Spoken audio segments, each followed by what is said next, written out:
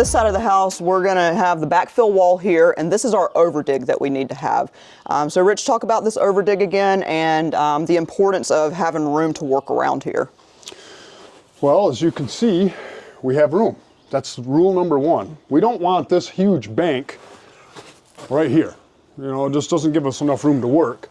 And it prevents us from putting our drainage pipe, which is below this stone. You cannot see it, but down in here is a 4-inch drain that needs to be, as we discussed earlier, a foot or more from the house, the ribbon or the foundation line. That drain pipe cannot sit here, here, or here. It's got to sit here or here.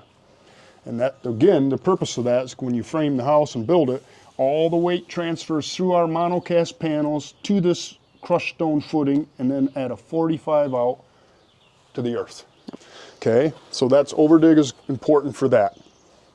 We talked about sill plate. Once that's put on correctly, your hat is on, your subfloor system, the floor joists are blocked, the waterproofing's done.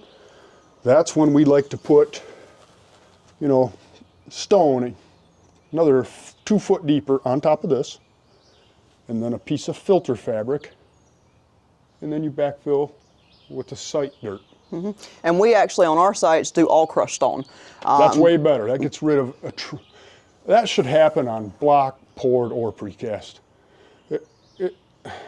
The calculations of how much less pressure is on any foundation when you use stone is staggering. There's so many people that are like, well, see, I'm going to save, you know, $3 grand. I'm going to push dirt against my wall. The more it's overdug, the more pressure, because it's not virgin. Yep. So this is solid here, but that $3 grand you may save on the front end, you're going to end up spending it probably double trying to correct things later on. Right. No, stone is your best friend, and you can't. I always tell everybody, do it extremely well where you can't go back and change it. You're not going to dig your basement up and say, I'm going to put stone in next week. You might as well put it in while it's exposed. We have a lot of clay soils around here, so if you look at this dirt, heavy clay, what does this do? This holds water. Right. So if you're backfilling with all of this gravel, say, you know, 2 foot's minimum requirement, we've got 10-foot walls, that's 8 foot of just clay that's holding water and retaining it and putting a lot of pressure. And then also, if you have some sort of failure in your waterproofing at all, the dirt is not letting that water percolate down to your foundation drain. So we do 57 stone here all the way to the top. We're gonna leave 8 inches so we can get our topsoil and things like that for plants. But really important on all of our builds that we do crushed stone to help that water percolate down and just get away from the house. That is our preference.